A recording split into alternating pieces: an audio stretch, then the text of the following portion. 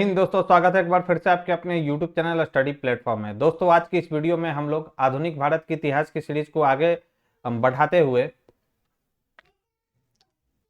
भारतीय राष्ट्रीय कांग्रेस तथा अन्य संस्थाओं से लेकर मुस्लिम लीग एवं होमरू लीग आंदोलन से रिलेटेड जितने भी सवाल इस बुक में दिए गए उसको हम लोग कवर करेंगे।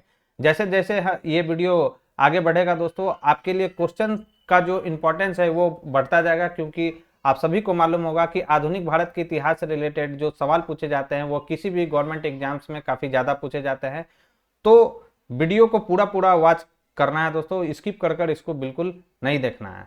आज हम लोग डिस्कस करेंगे भारतीय राष्ट्रीय कांग्रेस से लेकर मुस्लिम लीग एवं होमरू लीग आंदोलन तक के सवालों को। किन्हीं को वाईसीटी का बुक चाहिए तो उसका लिंक भी मैंने डिस्क्रिप्शन बॉक्स में दे दिया है, तो आप वहां से जाकर इस बुक को परचेज कर सकते हैं। और उससे पहले दोस्तों, जिन लोगों ने अभी तक हमारे चैनल को सब्सक्राइब नहीं किया तो सब्सक्राइब कर ले, बेल आइकन को प्रेस कर ले ताकि नई वीडियो की नोटिफिकेशन सबसे पहले आपको मिल सके। साथ ही साथ वीडियो पसंद आए तो प्लीज इस वीडियो को ज्यादा से ज्यादा लाइक करें और अपने दोस्तों के साथ इसे शेयर करना बिल्कुल ना भूलें। और लास्ट में मैं आपके लिए मैराथन वीडियो भी लेकर आऊंगा दोस्तों, जिसमें अब तक हमने जितना भी कवर किया है आधुनिक भारत के इतिहास से रिलेटेड हो या मध्यकालीन भारत हो या एंशियंट हिस्ट्री हो, उन सब का एक मैराथन वीडियो मैं आपके लिए जरूर, एग्जाम जब भी होगा एईडीओ का या बीपीएससी ट्री का, सबसे पहले तो एईडीओ का ही एग्जाम होने वाला है, तो उससे पहले जो है दोस्तों मैं आपके लिए मैराथन वीडियो लेकर जरूर आऊंगा। तो चलिए आज के फर्स्ट सवाल से इस डिस्कशन की शुरुआत करते हैं। फर्स्ट हमारा सवाल है कि किसने कांग्रेस के लिए सुरक्षा बल शब्दावली का प्रयोग 1916 के यंग इंडिया में प्रकाशित लेख में किया था। इंपॉर्टेंट सवाल है, इसको वीवीआई लगा लीजिए। तो कांग्रेस के लिए सुरक्षा बल शब्दावली का जो प्रयोग है 1916 के यंग इंडिया में प्रकाशित लेख में किनके द्वारा किया गया था, तो यह किया गया था लाला लाजपत राय जी के द्वारा। राइट आंसर हो जाएगा ऑप्शन बी। और इंपॉर्टेंट फैक्ट्स इस क्वेश्चन से रिलेटेड देख लेते हैं। तो लाला लाजपत राय द्वारा वर्ष 1916 में अपने पत्र यंग इंडिया में कांग्रेस के लिए सुरक्षा बल शब्दावली का प्रयोग किया गया।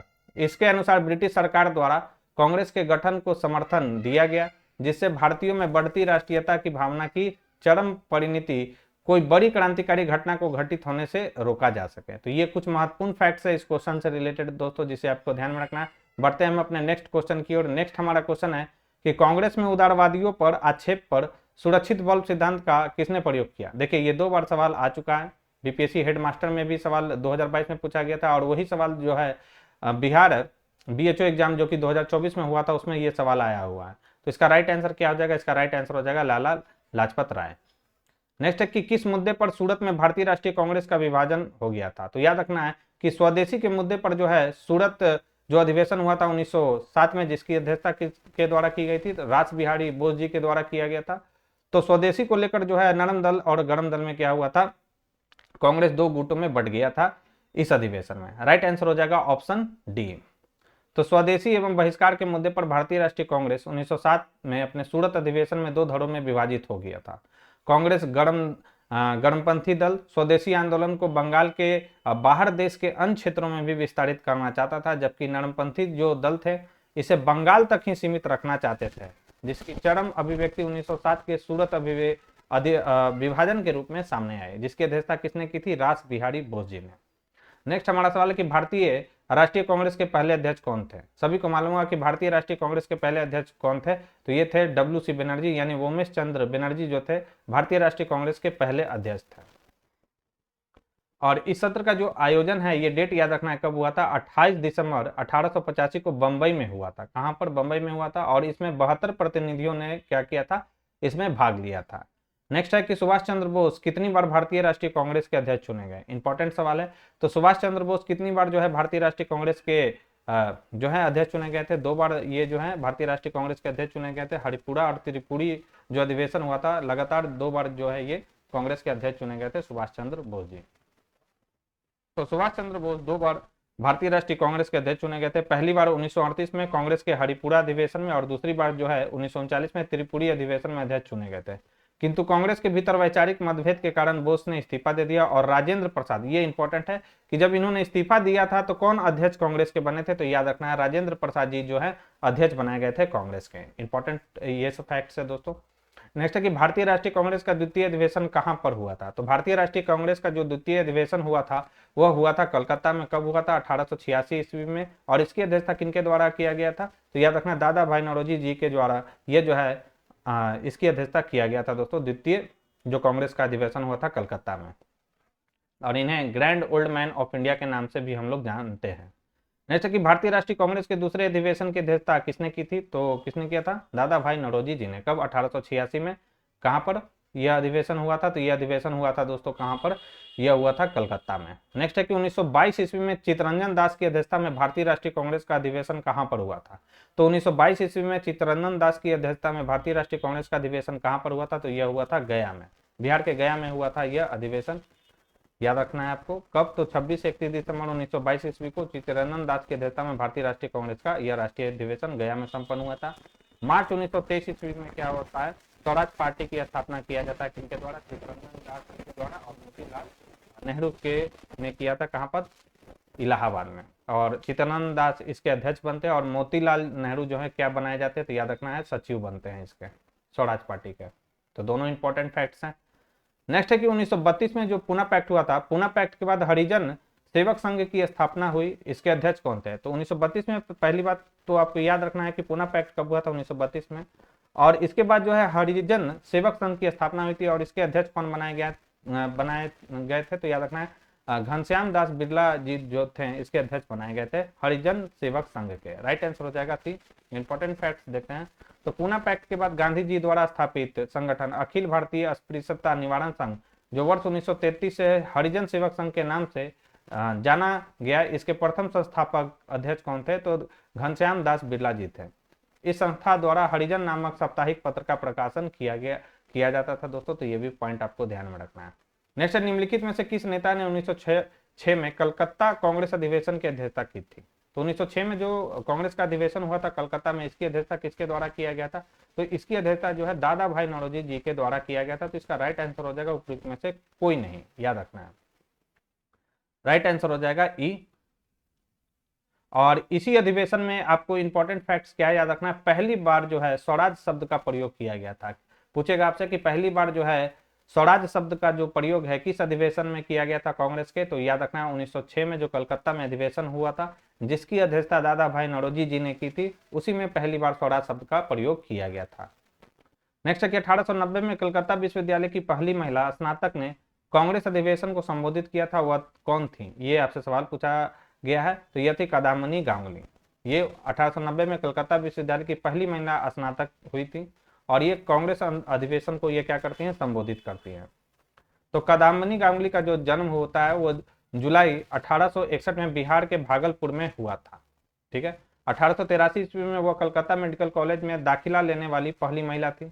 1886 ईस्वी में वे कलकत्ता विश्वविद्यालय से स्नातक करने वाली पहली भारतीय महिला थी। 1890 ईस्वी में हुए कलकत्ता के कांग्रेस अधिवेशन को इन्होंने क्या किया था? संबोधित किया था।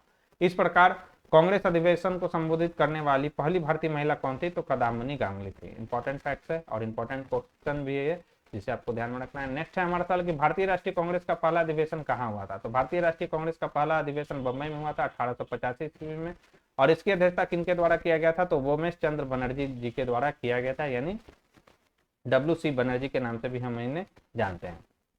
और 1885 ईस्वी में ए हो ह्यूम ने क्या किया था? भारतीय राष्ट्रीय कांग्रेस की स्थापना की थी और इसका पहला अधिवेशन जो है 28 दिसंबर को हुआ था 1885 में। वोमेश चंद्र बनर्जी की अध्यक्षता में मुंबई में हुआ था। 1886-87 में दूसरा एवं तीसरा अधिवेशन कहां पर हुआ था? कलकत्ता में हुआ था। कलकत्ता में जो अधिवेशन हुआ था ये जो है किसकी अध्यक्षता में हुआ था? तो दादा भाई नौरोजी की अध्यक्षता में हुआ था। और 1887 में इसका अधिवेशन जो हुआ था कांग्रेस का वो तीसरा अधिवेशन हुआ था मद्रास में और इसकी अध्यक्षता किसने की थी? तो बदरुद्दीन तैयबजी जी ने की थी और ये कांग्रेस के मुस्लिम अध्यक्ष बनने वाले पहले व्यक्ति थे दोस्तों। दूसरे कौन थे? तो रहमतुल्लाह सयानी, ऑलरेडी हम लोग डिस्कस कर चुके हैं। नेक्स्ट है कि 1922 में आयोजित भारतीय राष्ट्रीय कांग्रेस के गया अधिवेशन के अध्यक्ष कौन थे? पहले भी सवाल आ चुका है। चित्तरंजन दास जी जो थे 1922 ईस्वी में जो कांग्रेस का अधिवेशन हुआ था गया में, इसकी अध्यक्षता किसने की थी? चित्तरंजन दास जी ने। देख लीजिए कितने बार ये सवाल आ चुका है। 1912 में पटना में होने वाले भारतीय राष्ट्रीय कांग्रेस के अधिवेशन के अध्यक्ष कौन थे? इंपॉर्टेंट सवाल है। तो 1912 में जो पटना में भारतीय राष्ट्रीय कांग्रेस का अधिवेशन हुआ था उसके अध्यक्ष कौन बनाए गए थे? तो याद रखना है ये बनाए गए थे RN मधोलकर। ये अध्यक्ष बने थे 1912 में, जो पटना में अधिवेशन हुआ था भारतीय राष्ट्रीय कांग्रेस का। नेक्स्ट है कि असहयोग आंदोलन को निलंबित किया गया था। तो असहयोग आंदोलन को जो है दोस्तों 1922 ईस्वी में क्या किया गया था, गांधी जी के द्वारा निलंबित किया गया था। किस कांड के वजह से, तो चौरी चौरा कांड के पश्चात गांधी जी ने इस आंदोलन को क्या कर दिया था, निलंबित कर दिया था। चौरी चौरा कहाँ पर है, तो उत्तर प्रदेश में गोरखपुर के निकट एक कस्बा है। इस घटना में क्या हुआ था, 22 पुलिसकर्मी जिंदा जलाकर मार दिए गए थे। इसी घटना के बाद गांधी जी ने असहयोग आंदोलन को क्या कर दिया था, निलंबित कर दिया था। नेक्स्ट है कि लखनऊ समझौता हुआ था। तो लखनऊ समझौता कब हुआ था, तो 1916 ईस्वी में लखनऊ समझौता हुआ था दोस्तों। आपको मुझे कमेंट बॉक्स में बताना है कि इसकी अध्यक्षता किसने की थी। लखनऊ समझौता जो हुआ था, मतलब लखनऊ कह सकते हैं, कांग्रेस का कौन सा अधिवेशन था और इसकी अध्यक्षता किसने की थी। और इसमें क्या होता है दोस्तों, इस लखनऊ पैक्ट में, लखनऊ समझौता में क्या होता है, तो इंडियन नेशनल कांग्रेस और मुस्लिम लीग के संयुक्त सत्र में दोनों दलों के बीच क्या हुआ था, समझौता हुआ था। नेक्स्ट है, इनमें से किसने यह कहते हुए भारतीय राष्ट्रीय कांग्रेस की हंसी उड़ाई कि यह एक बहुत सूक्ष्म यानी अल्पसंख्यक का प्रतिनिधित्व करता है। यह किसने कहा था, स्टेटमेंट बेस्ड सवाल है। यह कहा था लॉर्ड डफरी ने। लॉर्ड डफरी ने क्या कहा था कांग्रेस को, कि यह एक बहुत सूक्ष्म भाग का प्रतिनिधित्व करती है, यानी अल्पसंख्यक भाग का यह प्रतिनिधित्व करती है। और भारतीय राष्ट्रीय कांग्रेस की स्थापना के समय भारत के वायसराय कौन थे, तो ये याद रखना है, लॉर्ड डफरिन थे। नेक्स्ट कि कौन सा वर्ष और स्थान अखिल भारतीय राष्ट्रीय कांग्रेस कमेटी की बैठक को दर्शाता है जहां संसदीय बोर्ड के गठन का फैसला लिया गया था। इंपॉर्टेंट सवाल है। तो वह कौन सा स्थान है और वर्ष भी आपको बताना है जहां पर जो है अखिल भारतीय राष्ट्रीय कांग्रेस कमेटी की बैठक हुई थी और जहां पर संसदीय बोर्ड के गठन का फैसला लिया गया था। राइट आंसर हो जाएगा 1920 में हुआ था। यह कहां पर हुआ था, नागपुर में, जहां पर क्या होता है, संसदीय बोर्ड के गठन का फैसला इस अधिवेशन में लिया गया था। तो अखिल भारतीय कांग्रेस कमेटी 1920 के अधिवेशन में संसदीय बोर्ड यानी कांग्रेस कार्य समिति का गठन किया गया था। कांग्रेस के नागपुर अधिवेशन की अध्यक्षता किसने की थी, तो याद रखना सी विजय राघवाचारी ने किया था। संसदीय बोर्ड की अध्यक्षता किसने किया था, तब मल्लिकार्जुन खड़गे ने किया था। और नागपुर अधिवेशन में असहयोग आंदोलन से संबंधित प्रमुख कार्यक्रमों को क्या किया गया था, घोषित किया गया था दोस्तों। नेक्स्ट है कि 1906 में आयोजित भारतीय राष्ट्रीय कांग्रेस के कलकत्ता अधिवेशन में भारत के लिए स्वराज का झंडा किसके द्वारा फहराया गया था। इंपॉर्टेंट सवाल है। तो सब भारत के लिए स्वराज का जो झंडा है, पहली बार की स्वराज शब्द का प्रयोग कांग्रेस के किस अधिवेशन में प्रयोग किया गया था, तो यह था 1906 का कलकत्ता अधिवेशन। और इसकी अध्यक्षता किसने की थी, तो दादा भाई नौरोजी जी ने इसकी अध्यक्षता की थी। तो 1906 में आयोजित भारतीय राष्ट्रीय कांग्रेस के कलकत्ता अधिवेशन में भारत के लिए स्वराज का झंडा दादा भाई नौरोजी द्वारा फहराया गया था। दादा भाई नौरोजी ब्रिटिश कालीन भारत के एक पारसी बुद्धिजीवी, शिक्षा शास्त्री, कपास के व्यापारी तथा आरंभिक राजनैतिक एवं सामाजिक नेता थे। इन्हें भारत के ग्रैंड ओल्ड मैन और भारतीय राष्ट्रवाद के जनक के रूप में भी जाना जाता है। ये ब्रिटिश संसद के सदस्य के रूप में चुने जाने वाले पहले भारतीय थे। इंपॉर्टेंट ये फैक्ट्स है। धन निष्कासन का जो सिद्धांत है इनके द्वारा प्रतिपादित किया गया था। नेक्स्ट है कि 1918 में मोंटफोर्ड सुधारों पर कांग्रेस ने एक महत्वपूर्ण रुख अपनाया, जिसके कारण पुराने उदारवादी अवशेष कौन कौन, सप्रू, तेज बहादुर सप्रू, जयकर और चिंतामणि टूट गए थे।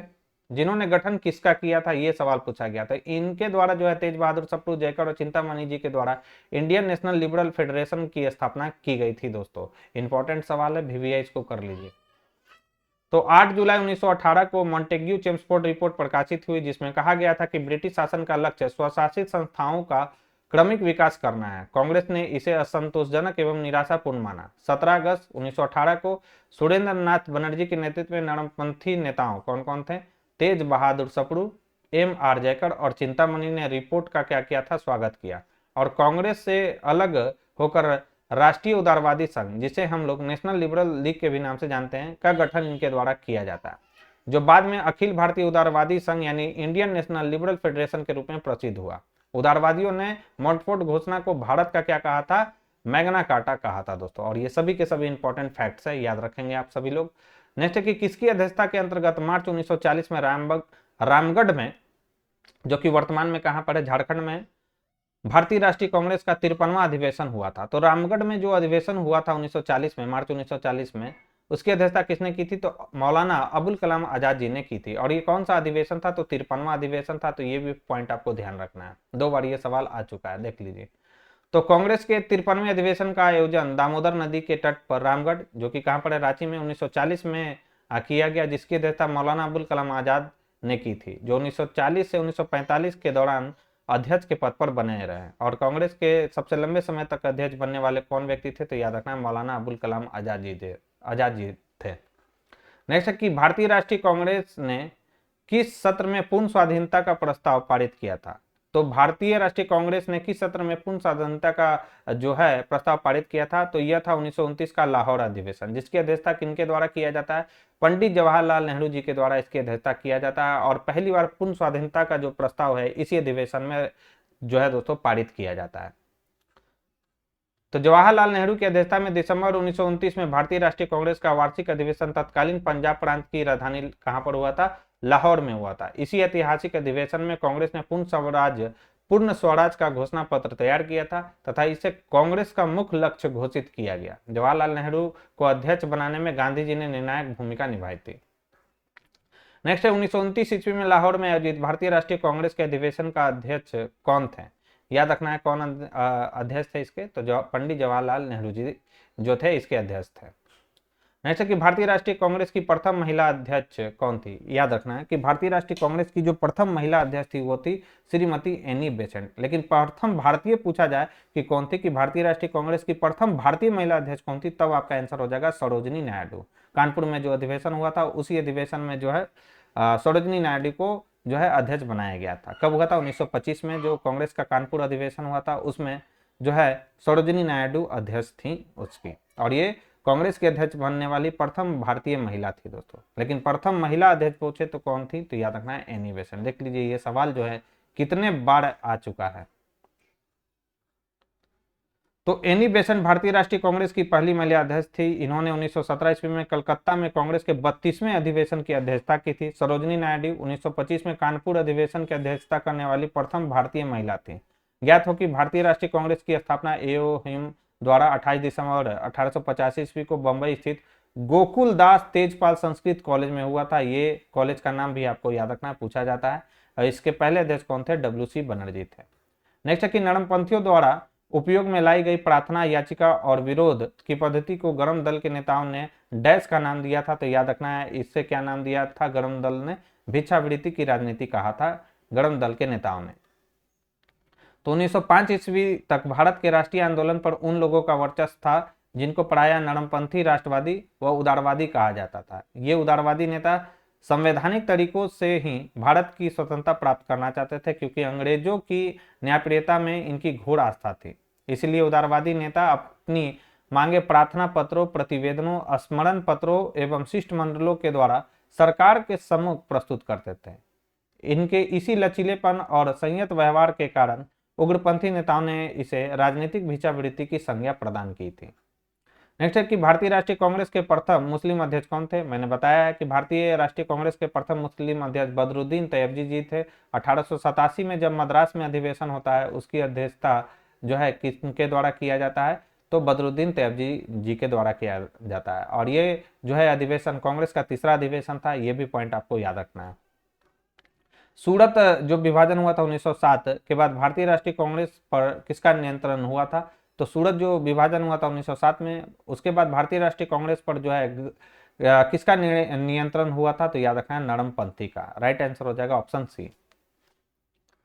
तो कांग्रेस के सूरत अधिवेशन 1907 में अध्यक्ष पद को लेकर नरमपंथियों एवं गरम दल के नेताओं में विवाद हो गया, जिसके परिणाम स्वरूप कांग्रेस का विभाजन हो गया। इसके पश्चात इस अधिवेशन के अध्यक्ष नरम दल के नेता रास बिहारी घोष बने। साथ ही साथ कांग्रेस पर नरमपंथियों का वर्चस्व क्या हो गया था, स्थापित हो गया था। नेक्स्ट है कि 1888 में इलाहाबाद में किस राजा ने भारतीय राष्ट्रीय कांग्रेस के चौथे अधिवेशन के संपन्न होने में बहुत बहुमूल्य सहायता प्रदान की थी। बहुत ही इंपॉर्टेंट ये सवाल है। राइट आंसर हो जाएगा दरभंगा के राजा थे, जिन्होंने बहुत ही बहुमूल्य सहायता प्रदान की थी, जो कि 1888 में इलाहाबाद में जो भारतीय राष्ट्रीय कांग्रेस का अधिवेशन हुआ था, चौथा अधिवेशन, उसमें इन्होंने काफी योगदान दिया था दरभंगा के राजा ने। और ये बीपीएससी सीडीपीओ में सवाल पूछा गया तो इसलिए इंपॉर्टेंट है। 1888 में इलाहाबाद में दरभंगा के राजा ने भारतीय राष्ट्रीय कांग्रेस के चौथे अधिवेशन के संपन्न होने में बहुमूल्य सहायता प्रदान की थी। इन्होंने इलाहाबाद में लोथर काउंसिल खरीद कर कांग्रेस को दे दिया। इस अधिवेशन की अध्यक्षता किसने की थी? तो जॉर्ज यूले ने की थी। और याद रखना कि जॉर्ज यूल जो थे कांग्रेस के अध्यक्ष बनने वाले पहले अंग्रेज थे, याद रखना है आपको। सर सैयद अहमद खां एवं वाराणसी के राजा शिव प्रसाद सितारे हिंद ने इस अधिवेशन का क्या किया था? विरोध किया था। अधिकतर नरमपंथी नेता थे, तो अधिकतर नरमपंथी जो नेता थे शहरी क्षेत्रों से ये बिलोंग करते थे। राइट आंसर हो जाएगा बी। तो प्रारंभ में भारत के अधिकतर नेता नरमपंथी स्वभाव के थे, जिसमें महादेव गोविंद रानाडे, दादा भाई नौरोजी, गोपाल कृष्ण गोखले, फिरोज शाह मेहता प्रमुख हैं। ये अधिकतर शहरी क्षेत्रों से थे, क्योंकि शिक्षा ग्रहण करने के लिए उन्हें शहरों में आना पड़ता था। बाद में वे वहीं से भारतीय आंदोलन का हिस्सा बन जाते थे। यही कारण है कि सभी नेता शहरों से संबंधित थे दोस्तों। नेक्स्ट कि भारतीय राष्ट्रीय आंदोलन गणपंथियों के प्रभावाधीन आया, कब आया था? तो ये प्रभावाधीन में आया था 1906 के बाद। ठीक है, राइट आंसर हो जाएगा ऑप्शन ए। तो भारतीय राष्ट्रवाद कांग्रेस के साथ आगे बढ़ रहा था। प्रारंभ में कांग्रेस में दादा भाई नौरोजी, गोपाल कृष्ण गोखले और फिरोज शाह मेहता जैसे नरम विचारधारा के लोग थे। तिलक के आने के बाद गरमपंथी विचारधारा का प्रभाव बढ़ा। परिणाम स्वरूप 1907 ईस्वी में सूरत में कांग्रेस का विभाजन हो गया। एनी बेसेंट के प्रयास से 1916 में लखनऊ समझौता में पुनः एक हो गए, क्योंकि तब तक गोखले और फिरोज शाह मेहता जैसे नरमपंथी नेताओं की क्या हो चुकी थी? मृत्यु हो गई थी। किनके प्रयासों से ये हुआ था? तो इनमें मुख्य भूमिका थी एनी बेसेंट की, और बाल गंगाधर तिलक का भी नाम आपको याद रखना है। दोनों की महत्वपूर्ण भूमिका थी इसमें। निम्न में कौन उग्रपंथी नहीं था? तो याद रखना है कि नरमपंथी दल से बिलोंग करते थे गोपाल कृष्ण गोखले जी। और 1905 में गोपाल कृष्ण गोखले जी ने भारत सेवक संघ यानी सर्वेंट्स ऑफ इंडिया सोसाइटी की स्थापना की थी। ये डेट भी आपको याद रखना है। इन्हें महात्मा गांधी जी का राजनीतिक गुरु कहा जाता है, गोपाल कृष्ण गोखले जी को। नेक्स्ट 1947 ईस्वी में भारतीय राष्ट्रीय कांग्रेस के अध्यक्ष कौन थे? तो जब 1947 में जब देश आजाद हो रहा था, तो उस समय भारतीय राष्ट्रीय कांग्रेस के अध्यक्ष कौन थे? तो ये थे आचार्य जेबी कृपलानी। राइट आंसर हो जाएगा ऑप्शन ए।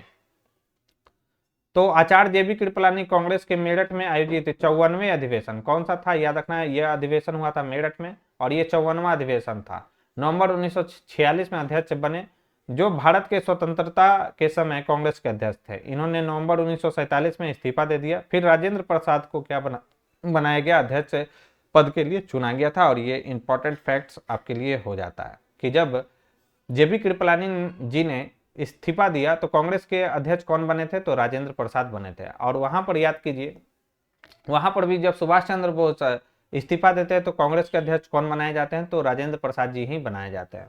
नेक्स्ट है कि भारत का पूर्ण स्वराज दिवस सर्वप्रथम कब मनाया गया? तो भारत का पूर्ण स्वराज दिवस सर्वप्रथम मनाया गया था 26 जनवरी 1930 को। तो भारत का पूर्ण स्वराज दिवस सर्वप्रथम 26 जनवरी 1930 को मनाया गया। 1929 के कांग्रेस अधिवेशन के अध्यक्ष जवाहरलाल नेहरू ने भारतीय स्वतंत्रता का प्रतीक तिरंगा झंडा, पूर्ण स्वराज, वंदे मातरम तथा इनकलाब जिंदाबाद नारों के बीच फहराया था। नेक्स्ट कि भारतीय राष्ट्रीय कांग्रेस की कार्य समिति ने भारत छोड़ो प्रस्ताव कहां पारित किया था? इंपॉर्टेंट है। तो भारतीय राष्ट्रीय कांग्रेस की कार्य समिति ने भारत छोड़ो का जो प्रस्ताव है कहां पर पारित किया था? वर्धा में पारित किया था। तो 14 जुलाई 1942 को वर्धा में आयोजित कांग्रेस कार्य समिति की बैठक में भारत छोड़ो आंदोलन पर प्रस्ताव पारित किया गया था। डेट भी एकदम एग्जैक्ट याद रखना है। 8 अगस्त 1942 को बंबई की बैठक में वर्धा प्रस्ताव की पुष्टि कर दी गई। याद रखेंगे ये पॉइंट। नेक्स्ट है कि निम्न में से कौन सा सही सुमेलित नहीं है? तो बेलगांव जो अधिवेशन हुआ था कर्नाटक के बेलगांव में 1924 में अधिवेशन होता है। और पहली बार जो है गांधी जी जो है कांग्रेस के किस अधिवेशन में अध्यक्ष बनाए गए थे? तो ये याद रखना है, बेलगांव अधिवेशन था ये, जहां पर गांधी जी अध्यक्षता इसकी करते हैं। कलकत्ता अधिवेशन 1928 में नहीं, बल्कि ये जो सरोजिनी नायडू जो अध्यक्ष बनी थी 1925 में कलकत्ता अधिवेशन हुआ था। और ये कांग्रेस की अध्यक्ष बनने वाली प्रथम भारतीय महिला थी सरोजिनी नायडू। हरिपुरा अधिवेशन 1938 में हुआ था, सुभाष चंद्र बोस जी बनाए गए थे इसके अध्यक्ष। मेरठ अधिवेशन जो है 1946 में हुआ था, और इसकी अध्यक्षता किसने की थी? आचार्य जेबी कृपलानी जी ने। 1928 में जो कांग्रेस का कलकत्ता अधिवेशन हुआ था उसकी अध्यक्षता किसने की थी? मोतीलाल नेहरू जी ने की थी। याद रखेंगे। और सॉरी, यहाँ पर जो मैंने बताया है थोड़ा, कानपुर में जो अधिवेशन हुआ था 1925 में उसकी अध्यक्षता किसने की थी? सरोजिनी नायडू जी ने की थी। और कलकत्ता में 1928 में हुआ था। यहाँ पर थोड़ा ये 28 सही कर लीजिए आप लोग। तो कलकत्ता में अधिवेशन हुआ था 1928 में, उसकी अध्यक्षता मोतीलाल नेहरू जी ने की थी। और 1925 ईस्वी में कानपुर में जो अधिवेशन हुआ था उसकी अध्यक्षता किनके द्वारा किया गया था, तो सरोजिनी नायडू जी के द्वारा किया गया था। और ये कांग्रेस के अध्यक्ष बनने वाली प्रथम भारतीय महिला थी। किस अधिवेशन में होम रूल समर्थक अपनी राजनीतिक शक्ति का सफलतापूर्वक प्रदर्शन कर सके? राइट आंसर हो जाएगा कांग्रेस के सन 1916 के लखनऊ अधिवेशन में जो है होम रूल समर्थक जो है अपनी राजनीतिक शक्ति का सफलतापूर्वक क्या कर चुके थे, प्रदर्शन कर सके थे। राइट आंसर हो जाएगा ऑप्शन है। तो कांग्रेस के 1916 के लखनऊ अधिवेशन में होम रूल समर्थकों का बोलबाला रहा और उन्हीं के सद प्रयासों से कांग्रेस के दोनों दल यानी नरम दल और गरम दल में एवं मुस्लिम लीग के मध्य सहमति के बिंदु ढूंढे जा सके। 1916 के लखनऊ पैक्ट में होम रूल नेताओं एनी बेसेंट एवं तिलक ने महत्वपूर्ण भूमिका निभाई थी। मैंने आपको बताया भी था कि किनकी महत्वपूर्ण भूमिका थी, तो एनी बेसेंट जी की और बाल गंगाधर तिलक जी की।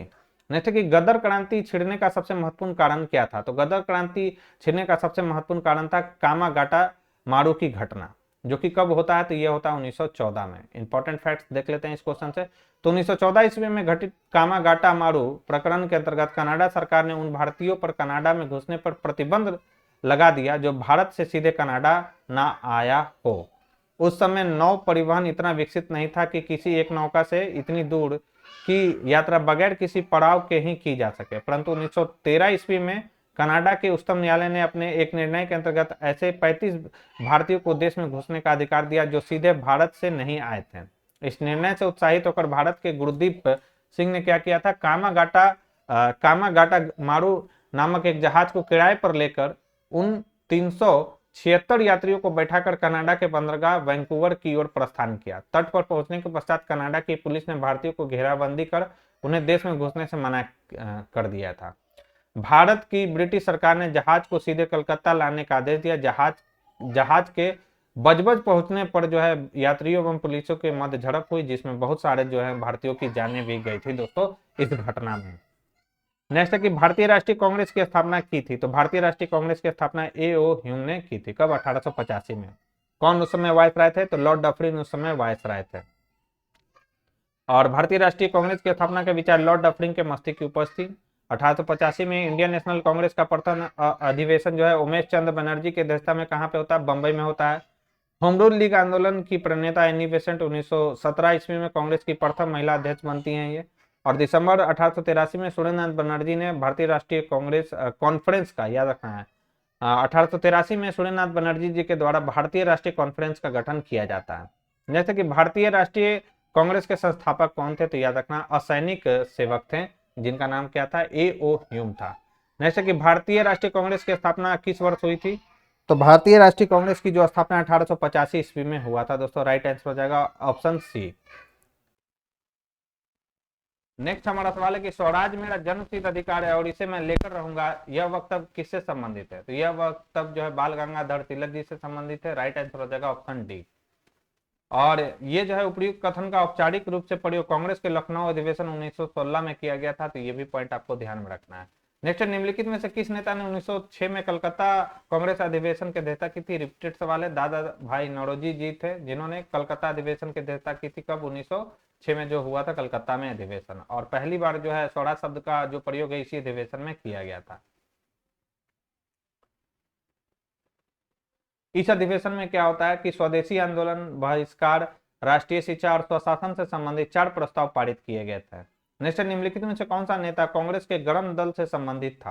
तो कांग्रेस के गरम दल से संबंधित नेता कौन थे? तो अरविंद घोष जी थे।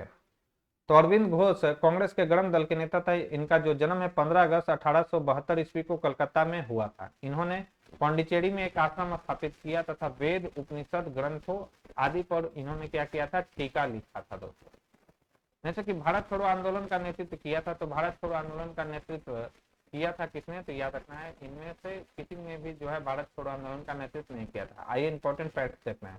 तो भारत छोड़ो जो आंदोलन का जो प्रस्ताव है 8 अगस्त 1942 को बंबई के यानी मुंबई के ग्वालियर टैंक मैदान के पास किया गया तथा 9 अगस्त की सुबह गांधी जी सहित सभी प्रमुख नेताओं को गिरफ्तार कर लिया गया। इसलिए भारत छोड़ो आंदोलन का नेतृत्व किसी ने नहीं किया था, क्योंकि यह जो आंदोलन था वह स्वतः स्फूर्त हो गया तथा जनता ने स्वयं अपना नेतृत्व किया था इसमें।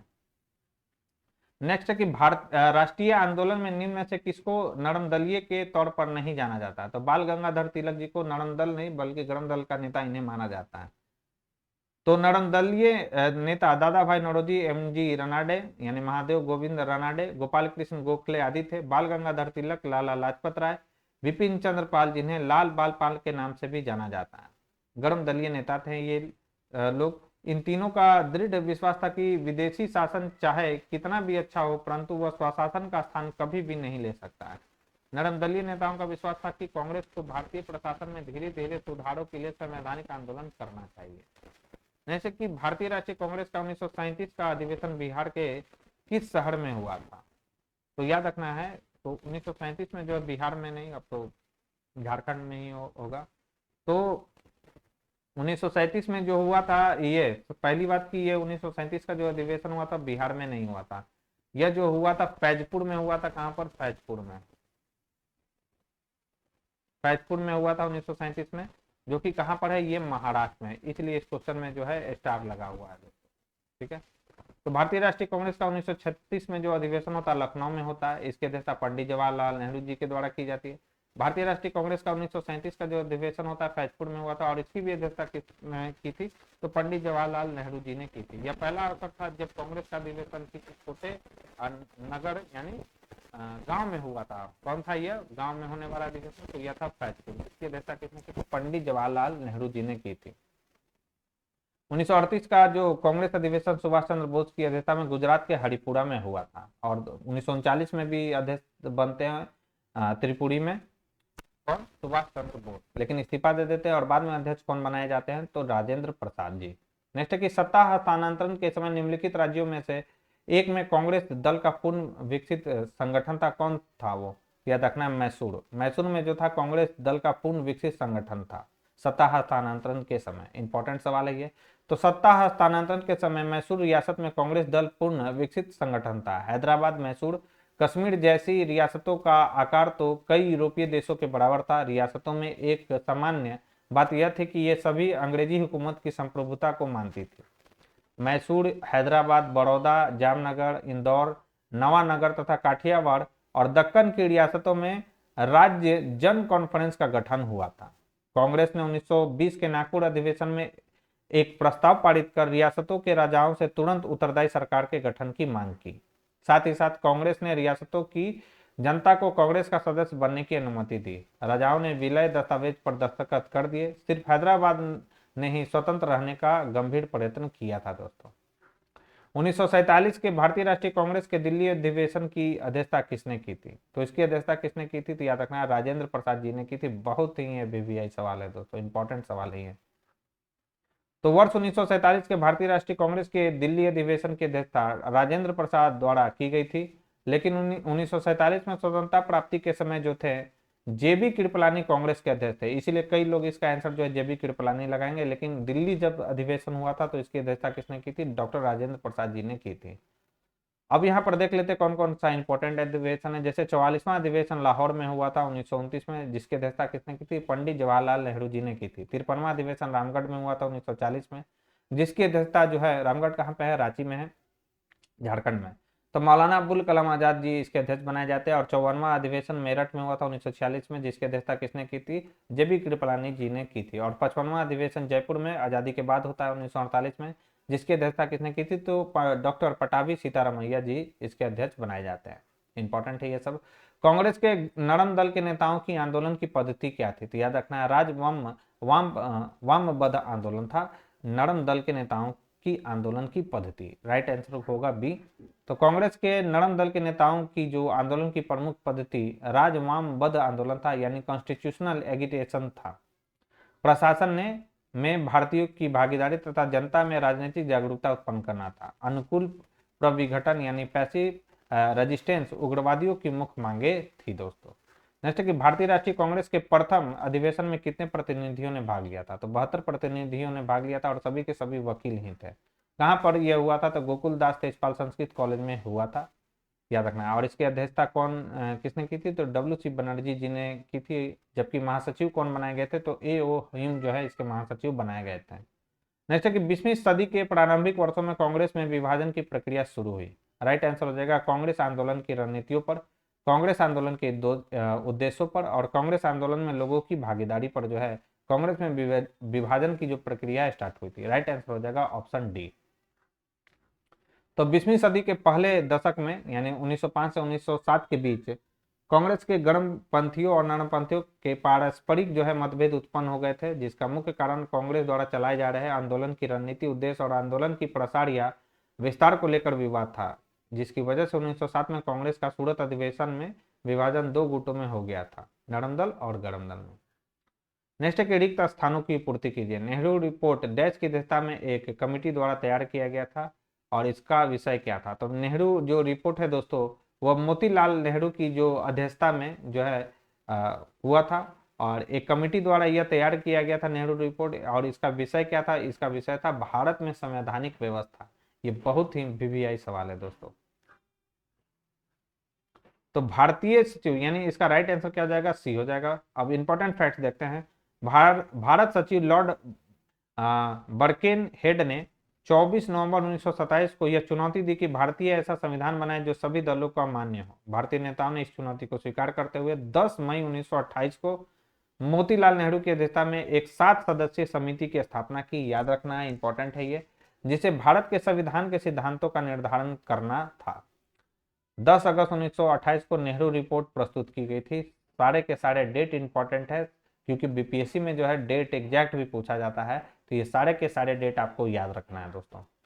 नेक्स्ट है कि महात्मा गांधी ने भारतीय राष्ट्रीय कांग्रेस के किस अधिवेशन की अध्यक्षता की थी। तो एकमात्र अधिवेशन जो जिसकी अध्यक्षता महात्मा गांधी जी ने की थी वह था 1924 का कांग्रेस का अधिवेशन, जो कि कहां पर हुआ था, कर्नाटक के बेलगांव में हुआ था।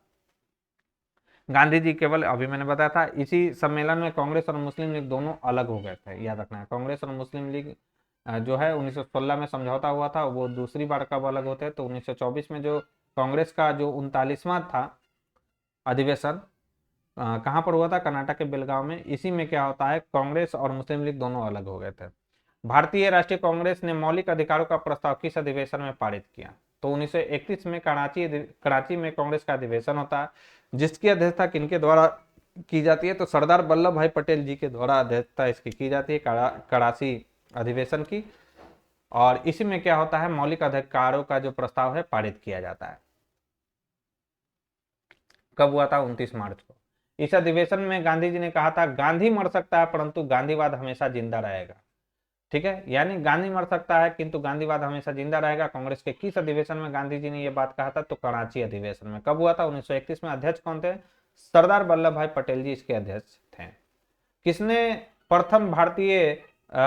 प्रथम अखिल भारतीय ट्रेड यूनियन कांग्रेस अधिवेशन की अध्यक्षता की थी। पहले भी हम लोग देख चुके हैं, लाला लाजपत राय जो थे अखिल भारतीय ट्रेड यूनियन कांग्रेस के अध्यक्ष बनने वाले पहले व्यक्ति थे। अगर हम बात करें अखिल भारतीय ट्रेड यूनियन कांग्रेस की स्थापना तो यह होता है कब, 1920 में मुंबई में। किनके द्वारा किया जाता है, एन जोशी यानी नारायण मल्हार जोशी जी के द्वारा इसका गठन किया जाता है। इसकी स्थापना का मूल कारण 1919 ईस्वी में अंतर्राष्ट्रीय श्रम संगठन की स्थापना था दोस्तों। अतः भारत में भी श्रमिक संगठनों ने आपस में संगठित होने का फैसला लिया। इस संगठन के प्रथम अधिवेशन की अध्यक्षता लाला लाजपत राय जी ने की थी। नेक्स्ट है कि भारतीय राष्ट्रीय कांग्रेस के 1916 के लखनऊ अधिवेशन में किसने बिहार के नील उगाने वालों का प्रश्न प्रस्तुत किया था। राइट आंसर हो जाएगा राजकुमार शुक्ल जी ने। और इस अधिवेशन की अध्यक्षता किसने की थी, तो अंबिका चरण मजूमदार जी ने।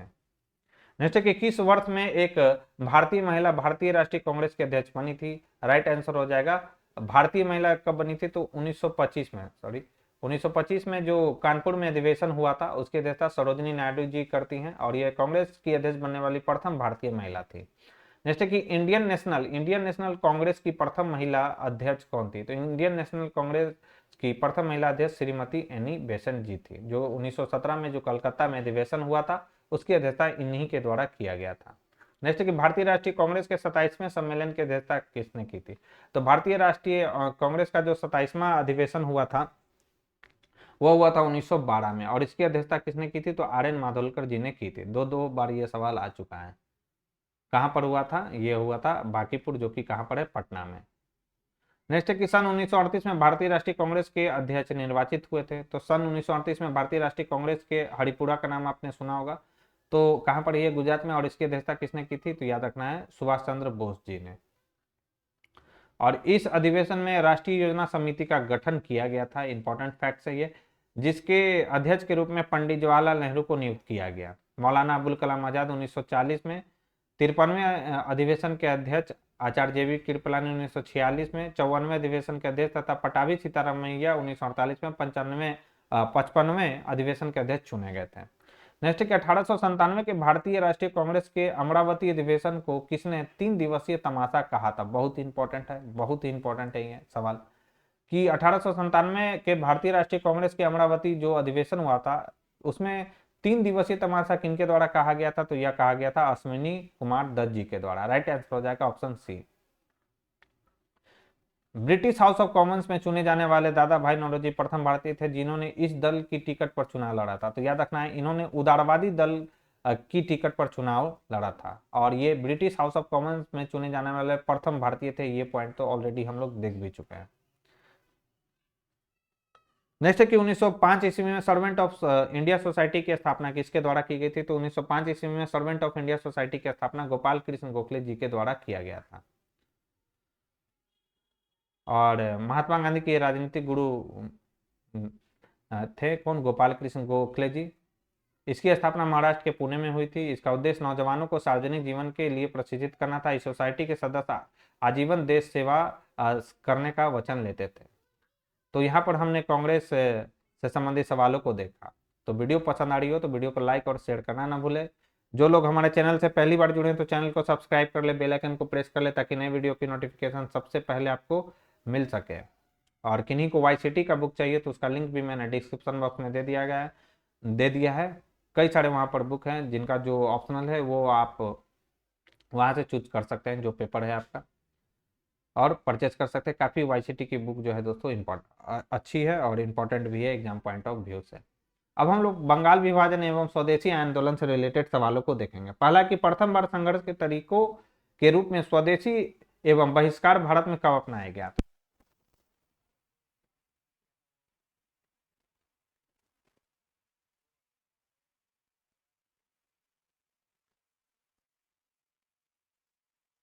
बार संघर्ष के तरीकों के रूप में स्वदेशी एवं बहिष्कार के भारत में बंगाल विभाजन कब हुआ? 1905 के दौरान तत्कालीन ब्रिटिश सरकार द्वारा बंगाल में बढ़ते राष्ट्रवाद को कमजोर करने के लिए प्रशासनिक बहाना बनाकर बंगाल का विभाजन 16 अक्टूबर कब किया गया था? एकदम एग्जैक्ट डेट याद रखना कि बंगाल का विभाजन कब किया गया था? तो 16 अक्टूबर। भारतीयों द्वारा लगातार विरोध के कारण वर्ष 1911 में वायसराय लॉर्ड हॉर्डिंग ने जैसे कि बंगाल का विभाजन प्रभावी हुआ। देखिए एग्जैक्ट डेट पूछा गया तो बंगाल का विभाजन प्रभावी हुआ था 16 अक्टूबर 1905। जैसे कि बंगाल विभाजन 16 अक्टूबर 1905 को किस दिवस के रूप में मनाया जाता है? याद रखना है शोक दिवस के रूप में इसे मनाया गया। तो बंगाल विभाजन 16 अक्टूबर 1905 को शोक दिवस के रूप में मनाया गया था। इस दिन हिंदू और मुस्लिमों ने एक दूसरे को राखी बांधकर अपनी एकता दिखाई। बंगाल का विभाजन बंगाल के पूर्वी भागों को शेष बंगाल से अलग करने का घोषणा भी का देख लिया था। इसकी घोषणा जो है कहीं कहीं पे 19 भी लिखा रहता है, कहीं कहीं पे 20 भी लिखा रहता है। तो 19 या 20 जुलाई 1905 को भारत के वायसराय लॉर्ड हॉर्डिंग की और यह विभाजन जो है 16 अक्टूबर 1905 से जैसे कि स्वतंत्रता आंदोलन के प्रथम चरण में अतिवादी भारतीय नेतृत्व द्वारा निम्नलिखित में से किसको समझा और संगठित किया? तो राइट आंसर हो जाएगा बहिष्कार और स्वदेशी आंदोलन। तो स्वतंत्रता आंदोलन के प्रथम चरण में अतिवादी भारतीय नेतृत्व द्वारा जो है किसको समझा और संगठित किया गया था? तो बहिष्कार और स्वदेशी आंदोलन। और ये कब चलाया गया था? जैसे कि किस घटना के दौरान वंदे मातरम गीत एक धार्मिक मंत्र बन गया? याद रखना बंगाल विभाजन के समय जो है वंदे मातरम के गीत एक धार्मिक मंत्र बन गया। बंगाल विभाजन 1905 के दौरान बंकिम चंद्र चटर्जी द्वारा लिखे गीत वंदे मातरम को लोगों ने पूरे देश में एकता और बंधुत्व का मंत्र बना लिया तथा हड़ताल एवं घटना प्रदर्शन के दौरान यह गीत अत्यंत लोकप्रिय हो गया। संविधान द्वारा इस गीत को 24 जनवरी 1950 को राष्ट्रीय गीत के रूप में स्वीकार कर लिया। जैसे कि बंगाल विभाजन के विषय में किसने कहा था कि विभाजन हमारे ऊपर बम की तरह गिरा? बहुत इंपॉर्टेंट है, ये किसका स्टेटमेंट है कि विभाजन जो है हमारे ऊपर बम की तरह गिरा? यह कहा था सुरेंद्र नाथ बनर्जी जी ने। इंपॉर्टेंट लगा लीजिए, 4-5 VVI लगा लीजिए। बंगाल विभाजन के समय सुरेंद्रनाथ बनर्जी ने कहा था कि विभाजन हमारे ऊपर बम की तरह गिरा। बंगाल विभाजन की जो घोषणा है 20 या 19 जुलाई 1905 को हुई थी और 16 अक्टूबर 1905 को बंगाल विभाजन विधिवत रूप से लागू हुआ। आंदोलनकारियों ने इस दिन को शोक दिवस के रूप में मनाया था। स्वदेशी आंदोलन की सबसे बड़ी कमी यह रही कि यह आंदोलन के लिए निम्नलिखित में से किस समूह का समर्थन जुटा नहीं पाया। इंपॉर्टेंट ये भी सवाल है, किसका समर्थन ये जुटा नहीं पाए थे स्वदेशी आंदोलन। याद रखना है कि मुस्लिम समूहों का यह जो है समर्थन जुटा पाने में जो है दोस्तों असफल रहा था स्वदेशी आंदोलन। तो बहुआयामी कार्यक्रमों और गतिविधियों वाले इस स्वदेशी आंदोलन ने पहली बार समाज के एक बहुत बड़े तबके को अपने दायरे में जनता का बहुत बड़ा हिस्सा जो है पहली बार सक्रिय राष्ट्रवादी राजनीति में भागीदारी बना। राष्ट्रीय आंदोलन का सामाजिक दायरा काफी फैला और कुछ जमींदार शहरी निम्न मध्य वर्ग के लोग तथा छात्र शरीक हुए। पहली बार औरतें घर से बाहर निकली, प्रदर्शन में हिस्सा लेने लगी, धरने पर बैठने लगी। इस आंदोलन में किसान वर्ग यानी विशेषकर निचले तबके के सम्मिलित नहीं हुए। केवल 12 साल इसका अपवाद माना जाए। जहाँ तक मुस्लिमों का सवाल है, स्वदेशी आंदोलन समाज के विभिन्न तबकों के कुछ मुसलमानों को ही अपने साथ ले सका, जबकि बहुसंख्यक मुसलमान ने साथ नहीं दिया था स्वदेशी आंदोलन का, विशेषकर खेतिहर मुसलमानों ने। इसका प्रमुख कारण था अंग्रेजी हुकूमत द्वारा मुसलमानों में सांप्रदायिकता का जहर घोलना। ईश्वर का समर्थन न प्राप्त करना स्वदेशी आंदोलन की सबसे बड़ी कमी थी। जैसे निम्नलिखित वर्गों में से कौन सन 1905 के स्वदेशी आंदोलन से मुक्त अप्रभावित रहा? कौन कौन से? तो एक था दोस्तों कौन, कृषक वर्ग, और दूसरा कौन था, मुसलमान। राइट आंसर हो जाएगा 2 और 3 यानी 3। स्वदेश बांधव समिति का संस्थापक कौन था? तो स्वदेश बांधव समिति के संस्थापक थे अश्विनी कुमार दत्त। बहुत इंपॉर्टेंट है। तो बंगाल विभाजन की घटना के दौरान बंगाल में अश्विनी कुमार दत्त ने 6 अगस्त 1905 को स्वदेश बांधव समिति की स्थापना की थी। स्वदेशी वस्तुओं की खपत को बढ़ाने के लिए इस संगठन का त्याग किया गया था, गठन किया गया। जैसे कि बंगाल विभाजन के प्रत्याघात के रूप में कौन सा आंदोलन शुरू हुआ था? याद रखना, स्वदेशी मूवमेंट चला था, यानी स्वदेशी आंदोलन बंगाल विभाजन के बाद चलाया गया। तो बंगाल विभाजन का जो प्रस्ताव है दिसंबर 1903 में अंग्रेजों द्वारा रखा गया। इस प्रस्ताव के विरुद्ध कई बैठकें हुई। बंगाल के नेता जो थे सुरेंद्रनाथ बनर्जी और पृथ्वी चंद्र राय ने बंगाली हितवादी एवं संजीवनी जैसे अखबारों द्वारा विभाजन के प्रस्ताव की आलोचना की थी। इस विभाजन का मूल उद्देश्य भारत की अखंडता को नष्ट करना था। बड़े पैमाने पर क्या होता है, इस प्रस्ताव के विरोध के बावजूद लॉर्ड कर्जन ने जुलाई 1905 में बंगाल विभाजन की घोषणा कर दिया, जिसके विरोध में स्वदेशी आंदोलन प्रारंभ हुआ। स्वदेशी आंदोलन का विचार सर्वप्रथम जो है कृष्ण कुमार मित्र के समाचार पत्र संजीवनी में। ये पूछा जा सकता है कि संजीवनी किसका समाचार पत्र था? तो कृष्ण कुमार मित्र जी का ये जो था समाचार पत्र था। कब प्रस्तुत किया गया था? 1905। नेक्स्ट है कि 1904 ईस्वी में देवघर में गोल्डन लीग की स्थापना ब्रिटिश का बहिष्कार और स्वदेशी आंदोलन की प्रगति के लिए की गई थी। तो याद रखना है बिहार। देवघर कहा था उस समय? बिहार में था। आप तो कहाँ पर है? झारखंड। तो गोल्डन लीग की स्थापना किया गया था बिहार में। तो 1904 में देवघर में गोल्डन लीग की स्थापना विदेशी वस्तुओं के बहिष्कार और स्वदेशी आंदोलन को बढ़ाने के लिए की गई थी। इसकी स्थापना बिहार के देवघर और झारखंड में की गई थी। इनमें से कौन अहरार आंदोलन से संबंधित नहीं थे? बहुत इंपॉर्टेंट है। इनमें से कौन अहरार आंदोलन से संबंधित नहीं थे? राइट आंसर हो जाएगा ऑप्शन ई। इंपॉर्टेंट फैक्ट देख लेते हैं। पहली बात की वीवीआई लगा लीजिए। जो क्वेश्चन आपको एकदम अजूबा लगा उसको तो क्वेश्चन को और वीवीआई लगा लेना है दोस्तों, क्योंकि उसका पूछने का संभावना जो है काफी ज्यादा है। तो बंगाल के राष्ट्रवादी मुसलमानों द्वारा अहरार आंदोलन की शुरुआत 1910 ईस्वी में की गई थी। इसके नेतृत्व करता जो थे मौलाना मोहम्मद अली, हकीम अजमल खान, हसन इमाम, मौलाना जफर अली खान और मजरूल हक थे। यानी इसका राइट आंसर हो जाएगा हसन इमाम, जफर अली खान, मजरूल हक, हकम अजमल खान, ये सभी थे। यानी इसका राइट आंसर उपरोक्त में से एक से अधिक हो जाएगा। नेक्स्ट 1904 ईस्वी में किसने अभिनव भारत सोसाइटी को संगठित किया था? तो 1904 ईस्वी में अभिनव भारत सोसाइटी को संगठित किसने किया था? तो बीडी सावरकर जी ने किया था। यानी विनायक दामोदर सावरकर जी के द्वारा अभिनव भारत सोसाइटी की स्थापना की जाती है। कब? 1904 में। तो विनायक दामोदर सावरकर के द्वारा 1904 ईस्वी में स्थापित मित्र मेला ही एक गुप्त सभा अभिनव भारत में परिवर्तित हो गया। यानी 1904 में मित्र मेला को स्थापित किया गया था, जो आगे चलकर अभिनव भारत के रूप में परिवर्तित हो गया था। अभिनव भारत की शाखाएं महाराष्ट्र के अलावा कर्नाटक और मध्य प्रदेश में भी स्थापित की गई थी। इस संस्था का वार्षिक सम्मेलन गुप्त रूप से होता था। अभिनव भारत ने पांडुरंग महादेव वापट को रूसी क्रांतिकारियों से जो है बम बनाने की कला सीखने के लिए पेरिस भेजा था। इंपॉर्टेंट इनका नाम आप याद रखिएगा, किनको, पांडुरंग महादेव वापट को जो है क्रांतिकारियों, ये क्रांतिकारी थे और बम बनाने के लिए इनको जो भेजा जाता है कहां पर, पेरिस भेजा जाता है।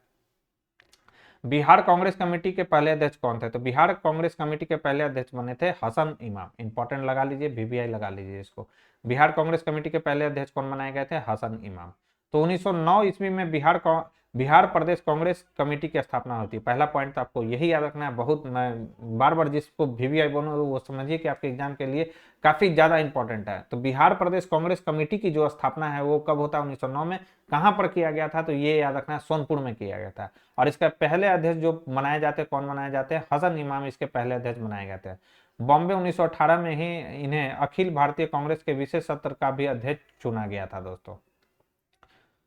नेक्स्ट है कि 1905 ईस्वी में विभाजन के पश्चात बंगाल एक प्रांत के रूप में पुनः एकीकृत कब हुआ था? तो 1905 में बंगाल का विभाजन हुआ था और एक प्रांत के रूप में पुनः एकीकृत हुआ था 1911 में। राइट आंसर हो जाएगा ऑप्शन सी। तो 16 अक्टूबर 1905 को बंगाल को 2 हिस्सों में विभाजित कर दिया गया। पहले भाग में पूर्वी बंगाल तथा असम थे, जबकि दूसरे भाग में शेष बंगाल था। ब्रिटिश सम्राट जॉर्ज पंचम के स्वागत में आयोजित दिल्ली दरबार में 12 दिसंबर 1911 को सम्राट ने बंगाल विभाजन को रद्द घोषित कर दिया। बंगाल का एकीकरण कब हुआ था? 1912 में संपन्न हुआ था। बंगाल 1905 ईस्वी में विभाजित हुआ, जिसके विरोध में फलस्वरूप यह दोबारा एकीकृत कब हुआ था? तो याद रखना 1911 में। नेक्स्ट 2 बार ये सवाल आ चुका है, बीपीएससी में पूछा गया है। 1905 ईस्वी में बंगाल के विभाजन के समय भारत का वायसराय कौन था? तो उस समय भारत के वायसराय कौन थे? लॉर्ड कर्जन थे भारत के वायसराय। तो लॉर्ड कर्जन जो है 1899 से 1905 तक ब्रिटिश भारत के वायसराय रहे, जो 39 वर्ष की आयु में भारत के सबसे कम उम्र के वायसराय बने थे। कर्जन को भारत का सर्वाधिक अलोकप्रिय वायसराय के रूप में जाना जाता है दोस्तों। नेक्स्ट है कि भारतीय राष्ट्रीय कांग्रेस में विभाजन हुआ सूरत अधिवेशन में कब? तो याद रखना है 1906 में। अध्यक्षता किसने की थी? रास बिहारी बोस जी ने की थी। चलिए ये सब ऑलरेडी हम लोग डिस्कस कर चुके हैं। आगे बढ़ते हैं कि कांग्रेस ने स्वराज प्रस्ताव वर्ष 1905 में पारित किया। प्रस्ताव का उद्देश्य क्या था? प्रस्ताव का उद्देश्य था स्वशासन यानी सेल्फ रूल सुनिश्चित करना। तो कांग्रेस ने जो है स्वराज प्रस्ताव वर्ष 1905 में पारित किया था। इस प्रस्ताव का प्रमुख उद्देश्य स्वशासन सुनिश्चित करना था। 1905 ईस्वी में हुए कांग्रेस के बनारस अधिवेशन की अध्यक्षता करते हुए गोपाल कृष्ण गोखले ने स्वदेशी और बहिष्कार आंदोलन का समर्थन किया था। याद रखना है, बनारस अधिवेशन जो हुआ था 1905 में, उसकी अध्यक्षता किनके द्वारा किया जाता है? गोपाल कृष्ण गोखले जी के द्वारा किया जाता है। और 1906 में क्या होता है? कलकत्ता में होता है अधिवेशन और इसकी अध्यक्षता किनके द्वारा किया गया था? दादा भाई नौरोजी जी के द्वारा किया गया था। और पहली बार जो है स्वराज शब्द का जो स्वराज जो शब्द है प्रयोग किया गया था कांग्रेस के इसी अधिवेशन में किया गया था। नेक्स्ट है कि बंग भंग के बाद कौन सा आंदोलन शुरू हुआ था? तो बंग भंग के बाद स्वदेशी मूवमेंट चला था। तो ब्रिटिश संसद द्वारा देखिए 19 जुलाई 1905 को बंगाल के विभाजन के निर्णय की घोषणा की। मैंने बताया था 19 या 20 जुलाई याद रखना है आपको, घोषणा की गई थी, जिसे 16 अक्टूबर 1905 को लागू किया गया। इसके विरोध में कांग्रेस के बनारस अधिवेशन जो कि 1905 में हुआ था, इसकी अध्यक्षता किसने की थी? गोपाल कृष्ण गोखले जी ने की थी। में स्वदेशी और बहिष्कार आंदोलन का अनुमोदन किया गया था दोस्तों। जैसे कि भारत में स्वदेशी आंदोलन किस दौरान हुआ था? तो यह हुआ था बंगाल विभाजन के विरुद्ध। तो स्वदेशी आंदोलन का जो जन्म है ब्रिटिश सरकार के द्वारा किए गए बंगाल विभाजन के विरोध में हुआ था। 19 जुलाई 1905 ईस्वी को बंगाल विभाजन के निर्णय की घोषणा हुई, जिसके फलस्वरूप 3 डेट आपको याद रखना है, 19, 20 जुलाई 1905 को, जो भी 19 जुलाई 1905 या 20 जुलाई 1905 को घोषणा की गई।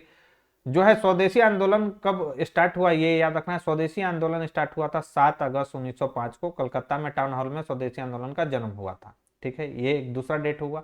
तीसरा डेट हुआ कि बंगाल विभाजन को प्रभावी कब किया गया था? तो 16 अक्टूबर 1905 को बंगाल विभाजन जो हुआ था प्रभावी हुआ था दोस्तों।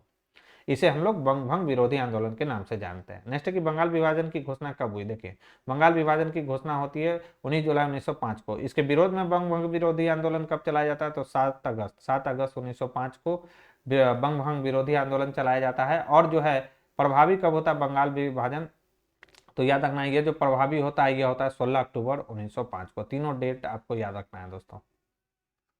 नेक्स्ट है भारत की राजधानी कलकत्ता से दिल्ली कब बदली। भारत की राजधानी कलकत्ता से दिल्ली हुई थी दोस्तों 1912 में। तो दिसंबर 1911 ईस्वी में ब्रिटिश सम्राट जॉर्ज पंचम का दिल्ली आगमन हुआ, जिसे दिल्ली दरबार के नाम से हम लोग जानते हैं। इसी दिल्ली दरबार में बंगाल विभाजन को रद्द करने और कलकत्ता की जगह दिल्ली को राजधानी बनाने की घोषणा हुई। फलस्वरूप 1 अप्रैल 1912 को दिल्ली को भारत की राजधानी बनाई गई थी दोस्तों। अब हम लोग मुस्लिम लीग एवं होम रूल लीग से आंदोलन से रिलेटेड जो सवाल दिए गए उसको हम लोग देखेंगे दोस्तों। तो वीडियो पसंद आ रही हो तो वीडियो को लाइक और शेयर करना बिल्कुल ना भूलें दोस्तों, और चैनल को जरूर सब्सक्राइब कर लें। बहुत सारे लोग जो है चैनल को छोड़ रहे हैं, तो कम से कम एक कमेंट बॉक्स में लिख कर जरूर बताएं कि आप जो चैनल को अनसब्सक्राइब क्यों कर रहे हैं, किस टाइप का आप वीडियो चाहते हैं, ये कमेंट बॉक्स में लिखकर जरूर बताएं। क्योंकि मैं दोस्तों अभी ड्यूटी कर रहा हूँ और ड्यूटी में जो भी मुझे समय मिल रहा है, ठीक है, हाल ही में मेरा BSH PCL में सिलेक्शन हुआ है CC के पद पर, तो जितना समय मुझे मिल रहा है दोस्तों उतना में मैं आपके लिए वीडियो लेकर आ रहा हूँ। तो फिर भी कोई कमियां रह गई हो तो उसको कमेंट बॉक्स में जरूर लिखें आप लोग, ये आप लोग से रिक्वेस्ट है मेरा, तो मैं उन कमियों को दूर करने का जरूर प्रयास करूंगा। सवाल है हमारा कि 1906 में मुस्लिम लीग की स्थापना में किसने ब्रिटिश और प्रतिनिधि मंडल के बीच मध्यस्थ की भूमिका निभाई। याद रखना है, इंपॉर्टेंट सवाल है। तो 1906 में जो मुस्लिम लीग की स्थापना हुई थी और इसमें जो है ब्रिटिश और प्रतिनिधि मंडल के बीच मध्यस्थ की भूमिका किनके द्वारा निभाया गया था, तो आर्चबोल्ड के द्वारा निभाया गया था। बहुत इंपॉर्टेंट सवाल है, क्योंकि जो न्यू सवाल है वो आपको अच्छे से कवर करना है। जो रिपीटेड सवाल है वो तो आएंगे ही आएंगे, लेकिन न्यू सवालों पर ज्यादा आपको फोकस करते रहना है दोस्तों।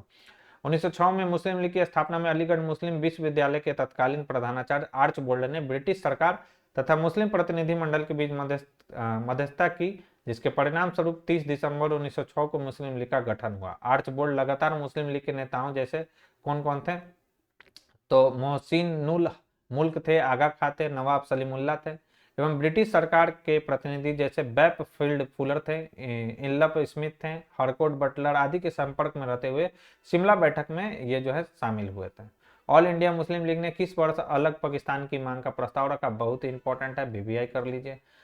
किस वर्ष जो है ऑल इंडिया मुस्लिम लीग के द्वारा जो है अलग पाकिस्तान की मांग को रखा गया था, तो यह रखा गया था 23 मार्च 1940 को। राइट आंसर हो जाएगा ऑप्शन बी।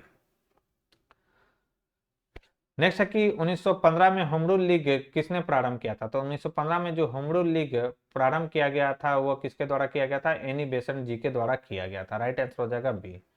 तो भारत में होम रूल आंदोलन की शुरुआत एनी बेसेंट तथा बाल गंगाधर तिलक के नेतृत्व में शुरू किया गया था। होम रूल आंदोलन आयरलैंड के होम रूल आंदोलन से प्रभावित था। सर्वप्रथम होम रूल आंदोलन का जो प्रस्ताव है 1915 में लाया गया था। होम रूल आंदोलन के प्रचार प्रसार के लिए तिलक ने, याद रखना है इंपॉर्टेंट, अप्रैल 1916 में तथा एनी बेसेंट ने सितंबर 1916 में होम रूल लीग की स्थापना की। सबसे पहले होम रूल लीग की स्थापना तिलक जी के द्वारा ही किया गया था अप्रैल 1916 में, और उसके बाद सितंबर 1916 में होम रूल लीग की स्थापना किया जाता है श्रीमती एनी बेसेंट जी के द्वारा। दोनों के दोनों इंपॉर्टेंट है, याद रखना है आपको। नेक्स्ट, निम्नलिखित में से भारत की स्वतंत्रता के प्रति मुस्लिम लीग के दृष्टिकोण के बारे में कौन सा सही है, कौन सा स्टेटमेंट इसमें सही दिया गया है। तो इसने क्रिप्स मिशन 1942 का प्रस्ताव इस आधार पर अस्वीकार कर किया कि उनकी पाकिस्तान की मांग को स्वीकार नहीं किया गया, बिल्कुल सही है। इसने वेवल योजना 1945 को अस्वीकृत किया क्योंकि उनकी स्वतंत्र पाकिस्तान की मांग को यह कमजोर कर सकती थी, बिल्कुल सही है। इसने कैबिनेट मिशन प्रस्ताव को अस्वीकार किया और 1946 में सीधी कार्रवाई का सहारा लिया, यह भी सही है। इसलिए इसका राइट आंसर हो जाएगा उपयुक्त में से एक से अधिक इसका परफेक्ट आंसर है। तो भारत की स्वतंत्रता के प्रति मुस्लिम लीग के दृष्टिकोण के संदर्भ में दिए गए प्रश्न में से एक से अधिक विकल्प सत्य है, क्योंकि मुस्लिम लीग को क्रिप्स मिशन के प्रावधानों में मुसलमानों के आत्म निर्धारण के सिद्धांत तथा पृथक पाकिस्तान की मांग को स्वीकार नहीं किया गया था क्रिप्स मिशन में, जो कि 1942 में आया था। लॉर्ड बेवल ने भारत में गतिरोध को हल करने के लिए ब्रिटिश सरकार के प्रस्तावों को भारत की जनता के सामने प्रसारित किया, जिसे बेवल योजना कहा जाता है। मुस्लिम लीग ने बेवल योजना 1975 को, 1945 होगा, 75 नहीं, 1945 को अस्वीकृत किया क्योंकि उनकी स्वतंत्र पाकिस्तान की मांग को यह कमजोर कर सकती थी। 1946 में मुस्लिम लीग ने कैबिनेट मिशन के प्रस्ताव को अस्वीकार किया तथा इससे खुद को अलग कर लिया और 1946 में सीधी कार्यवाही का सहारा लिया, जिसके बाद देश भर में दंगे शुरू हो गए थे। इनमें से कौन अखिल भारतीय मुस्लिम लीग के संस्थापक नहीं थे। अखिल भारतीय मुस्लिम लीग के संस्थापक मोहम्मद अली जिन्ना नहीं थे। बहुत लोग मोहम्मद अली जिन्ना को भी मार देंगे, या हो सकता है उपयुक्त में से जो है कोई नहीं मार दें इसका, क्योंकि लगेगा कि मोहम्मद अली जिन्ना इतने बड़े पर्सनालिटी, वो मुस्लिम लीग के संस्थापक कैसे नहीं होंगे।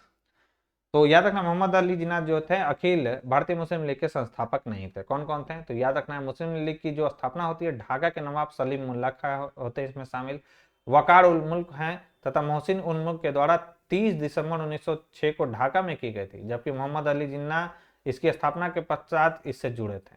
1940 में इसकी लाहौर अधिवेशन की अध्यक्षता भी इनके द्वारा किया जाता है, मोहम्मद अली जिन्ना जी के द्वारा। नेक्स्ट है कि मुस्लिम लीग के पाकिस्तान प्रस्ताव के पहले दो राष्ट्र के सिद्धांत को किसने प्रतिपादित किया था? तो द्विराष्ट्र सिद्धांत किसने दिया था? तो यह द्विराष्ट्र सिद्धांत दिया था सर सैयद अहमद खान ने। मुस्लिम लीग के पाकिस्तान प्रस्ताव के पहले यह दिया गया था दो राष्ट्र का सिद्धांत, किसके द्वारा? सर सैयद अहमद खान जी के द्वारा। इंपॉर्टेंट, इसको लगा लीजिए VVI है। तो मुस्लिम लीग ने मार्च 1940 में पाकिस्तान राष्ट्र की मांग की थी तथा मोहम्मद इकबाल ने 1930 में जो है मोहम्मद इकबाल ने 1930 में दो राष्ट्र का सिद्धांत दिया था, परंतु सबसे पहले सर सैयद अहमद खान ने 1888 में मेरठ में एक संबोधन के दौरान हिंदू और मुसलमानों के लिए दो अलग अलग राष्ट्रों की बात कही थी दोस्तों। नेक्स्ट है कि भारतीय राष्ट्रीय कांग्रेस के द्वितीय सम्मेलन में कितने मुस्लिम प्रतिनिधियों ने भाग लिया था? तो भारतीय राष्ट्रीय कांग्रेस के द्वितीय सम्मेलन जो हुआ था उसमें 33 मुस्लिम प्रतिनिधियों ने भाग लिया था। और द्वितीय अधिवेशन कहां पर हुआ था? 1886 में यह होता है, कलकत्ता में यह होता है दोस्तों, जिसकी अध्यक्षता किसने की थी? दादा भाई नौरोजी जी ने की थी। तो ये इंपॉर्टेंट सवाल हो जाता है दोस्तों।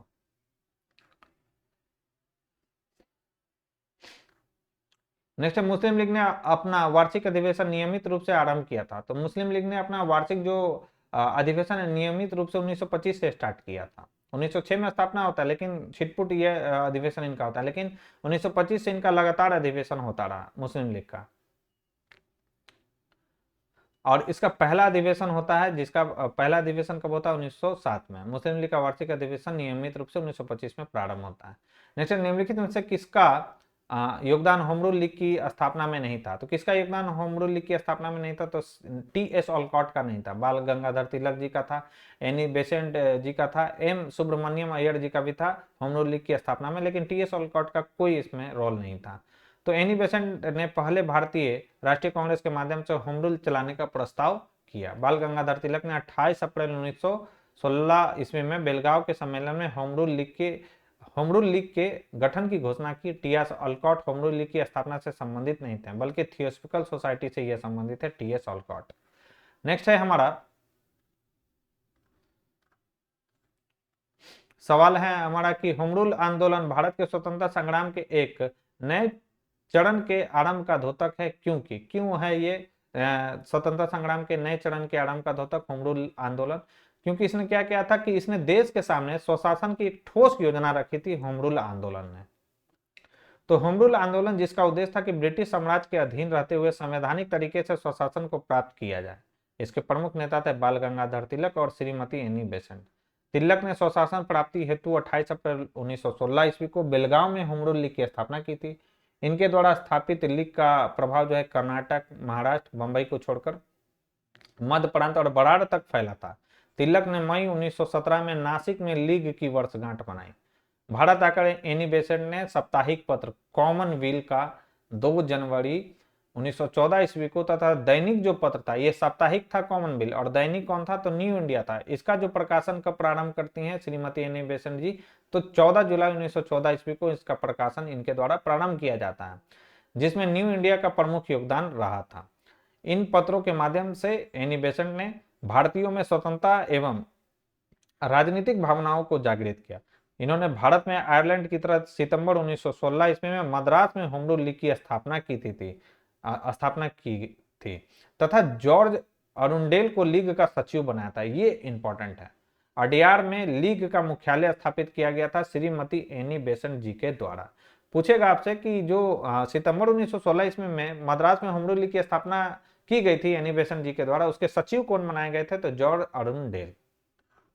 होम रूल आंदोलन के नेताओं में होम रूल शब्द किस सदृश आंदोलन से ग्रहण किया गया? राइट आंसर हो जाएगा आयरलैंड के होम रूल आंदोलन से इसे ग्रहण किया गया है होम रूल को। तो होम रूल लीग की स्थापना की योजना मूलतः जो है एनी बेसेंट के द्वारा बनाई गई थी। तिलक और एनी बेसेंट ने स्वराज की प्राप्ति के लिए सरकार पर दबाव डालने के उद्देश्य से एक संगठन की आवश्यकता महसूस की, जिसके लिए आयरलैंड का जो है उदाहरण उनके सामने था। बाल गंगाधर तिलक ने अप्रैल 1916 में तथा एनी बेसेंट ने सितंबर 1916 में होम रूल लीग की स्थापना की। नेक्स्ट है, इनमें से किसने तिलक को भारतीय असंतोष का जनक कहा था? इंपॉर्टेंट है। तो भारतीय असंतोष का जनक तिलक को बाल गंगाधर तिलक जी को किसने कहा था? तो वैलेंटाइन सिरोल, चिरोल नहीं होगा, यहाँ पे सिरोल होगा, सिरोल ने कहा था। तो लंदन टाइम्स के संवाददाता एवं इंडियन अनरेस्ट के लेखक जो हैं वैलेंटाइन चिरोल ने, सिरोल होगा यहाँ पे, बाल गंगाधर तिलक को भारतीय अशांति का जन्मदाता कहा। गीता रहस्य नामक पुस्तक बाल गंगाधर तिलक द्वारा लिखी गई है। स्वराज हमारा जन्मसिद्ध अधिकार है, यह किसका स्टेटमेंट है? बाल गंगाधर तिलक जी का स्टेटमेंट है। आगे बढ़ते हैं हम लोग। और सभी को मालूम होगा कि अप्रैल 1916 में बेलगांव पुणे में होम रूल लीग की स्थापना इनके द्वारा किया जाता है। तो बाल गंगाधर तिलक जी के द्वारा किया जाता है। नेक्स्ट, निम्नलिखित में से किसने ऑल इंडिया मुस्लिम लीग की स्थापना की थी? तो ऑल इंडिया मुस्लिम लीग की स्थापना किनके द्वारा किया जाता है? नवाब सलीमुल्लाह खान के द्वारा जो है ऑल इंडिया मुस्लिम लीग की स्थापना की जाती है। तो H.A. आगा खां के नेतृत्व में मुसलमानों का एक जो है दल वायसराय लॉर्ड मिंटो से 1 अक्टूबर 1906 को जो है शिमला में मिला था। इस प्रतिनिधि मंडल ने वायसराय से अनुरोध किया कि प्रांतीय, केंद्रीय व स्थानीय निर्वाचन हेतु पृथक सांप्रदायिक निर्वाचन व्यवस्था मुसलमानों के लिए की जाए। मिंटो ने उनकी मांगों को पूर्ण समर्थन किया, जिसके फलस्वरूप क्या होता है, मुस्लिम नेताओं ने ढाका के नवाब सलीमुल्लाह के नेतृत्व में 30 दिसंबर 1906 को क्या करते हैं, ये ढाका में मुस्लिम लीग की स्थापना की। नेक्स्ट है हमारा सवाल कि 1916 में बाल गंगाधर तिलक के पक्ष में अदालत में पैरवी करने वाले वकीलों का नेतृत्व कर रहे थे कौन? बहुत ही इंपॉर्टेंट है। तो अदालतों में जो है बाल गंगाधर के पक्ष में अदालतों में पैरवी करने वाले वकीलों का नेतृत्व कौन कर रहे थे? तो मोहम्मद अली जिन्ना कर रहे थे। दोस्तों इंपॉर्टेंट सवाल है, कई लोग नहीं इनका नाम लेंगे, लेकिन मोहम्मद अली जिन्ना इसका नेतृत्व कर रहे थे। महाराष्ट्र में क्रांतिकारी गतिविधियों के प्रोत्साहन व होम रूल की बढ़ती लोकप्रियता के कारण अंग्रेजों ने तिलक पर राजद्रोह का मुकदमा चलाया। तिलक की पैरवी मोहम्मद अली जिन्ना ने की थी। तिलक ने जो है गणपति महोत्सव और शिवाजी महोत्सव को जो क्या किया था, शुरू किया था। नेक्स्ट है कि साम्राज्य के अंतर्गत स्वशासन नामक उद्देश्य को मुस्लिम लीग ने कब स्वीकार किया? तो साम्राज्य के अंतर्गत स्वशासन नामक उद्देश्य को मुस्लिम लीग के द्वारा 1913 में स्वीकार किया गया था। तो अखिल, और ये आज के डिस्कशन का हमारा जो है लास्ट भी सवाल है, तो अखिल भारतीय मुस्लिम लीग ब्रिटिश भारत में एक राजनीतिक पार्टी थी। इसकी स्थापना जो है ढाका बांग्लादेश में 1906 में हुई थी। इस पार्टी ने स्वशासन के उद्देश्य को 1913 में क्या किया था, स्वीकार किया था। तो यहाँ तक हम लोगों ने दोस्तों आज कवर कर लिया है इस वीडियो के माध्यम से। कांग्रेस से लेकर मुस्लिम लीग और होम रूल आंदोलन तक जो सवाल इस बुक में दिए गए थे YCT में, उसको हम लोगों ने कवर कर लिया है। तो वीडियो आज का पसंद आई हो दोस्तों तो वीडियो को लाइक और अपने दोस्तों के साथ शेयर करना ना भूलें। जो लोग हमारे चैनल से पहली बार आए हो तो चैनल को सब्सक्राइब कर ले, बेल आइकन को प्रेस कर ले, ताकि नए वीडियो की नोटिफिकेशन सबसे पहले आपको मिल सके। और किन्हीं को YCT का बुक चाहिए, लिंक भी मैंने डिस्क्रिप्शन बॉक्स में दे दिया, आप वहाँ से जाकर इसको परचेज कर सकते हैं। तो आज के लिए बस इतना ही दोस्तों, थैंक यू।